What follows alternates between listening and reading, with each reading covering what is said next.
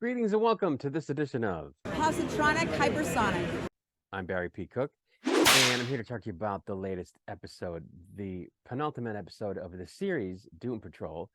It was called Patrol Patrol, which I knew had to happen at some point. They call every episode something Patrol, and at some point they were going to call it Patrol Patrol, right? So anyway, the episode picks up where last week's episode ended in the time vortex, where Vic creates a sort of containment pod around all of the team to protect them from the effects of the vortex, and Keeg then goes into Vic and enables everyone to hear Vic's operating system explain that there's longevity on the other side of several portals within the vortex, at which point the team members jump into different ones to hunt down the longevity.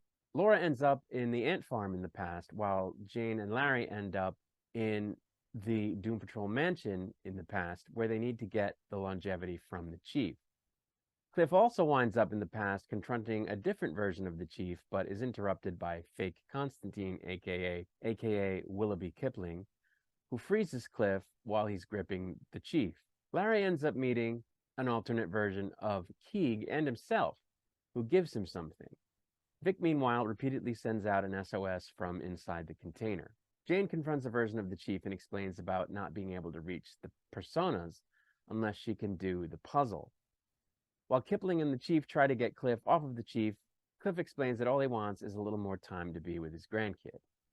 Vic manages to reach his robotics club friend on their robot creation. Laura knocks out another version of the chief at the ant farm in the past and shapeshifts into him to fool a past version of herself, and tells herself as the chief that she's not cut out for the Bureau. Larry argues with the alternate version of Keeg about Keeg's future. Jane asks the chief why he tried so hard with her when she's a lost cause, but he assures her that she's not, and that she already knows what she needs to say in order to solve the puzzle, because remember, the voice keeps telling her, say it.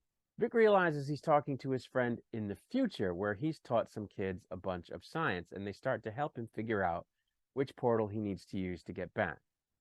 Cliff is unfrozen by Kipling when the chief needs him to take on some Nazis that are after the chief for the necklace, which contains the longevity that he stole.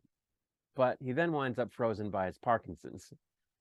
Past Laura catches present Laura in a cage when she transforms into a mouse to try to get away upon the discovery of her ruse, and they end up talking about how she's from the future and how she's become a better person. Future Vic gets confirmation from his future self that the computations the future kids made are correct. Laura is dragged back through the vortex without the longevity when her time is up, just as she's beating the crap out of her past self. Past Chief is injured by accident by Cliff, who then takes the longevity necklace from the injured chief, but gives it back just before he's pulled back through the vortex when he realizes the chief will die without it.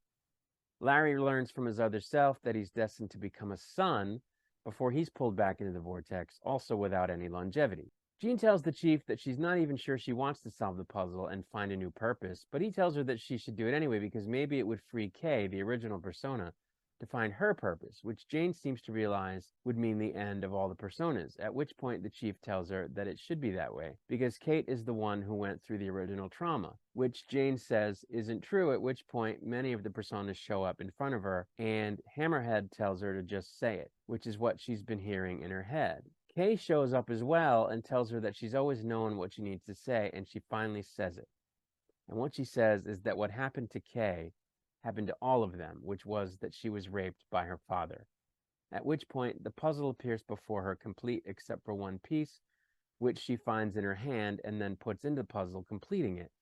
At which point, it becomes apparent that it's a puzzle of a kaleidoscope, and she finds herself in the underground and invited into a train car with Kay and the other personas, after which the train pulls out of the station as it crumbles, and Kay says that they don't need it anymore because they're all together now, and that she wants to show Jane what she's been building before her body is pulled back into the vortex, and the chief drinks a liquid that will make him forget what happened. Once they're all back in the pod, Larry laments the fact that they all failed to get any longevity, but Jane says that when they come together they can do anything, and when Cliff remarks that it's weird that she's the one giving the pep talk and asks which persona she is, she says that she's all of them. She's the kaleidoscope, and that she's figuring out what that means. Together, they resolve to try to save Rita and defeat the Butts anyway, and Vic sends the pod to the coordinates that it received from the future. And that's where the episode ended. So I did like this episode. It was better than a lot of the other episodes have been, but it was still kind of uneven. I mean, I liked the stuff with Laura where she confronts her past self and says, you know, you're an awful person, and because I was an awful person, but now I've changed and I've evolved and I'm a good person. But then she beats the crap out of her past self and kind of loses her shit. So I didn't love that. But, you know, I like Michelle Gomez in anything she does. So I thought it was, you know, good.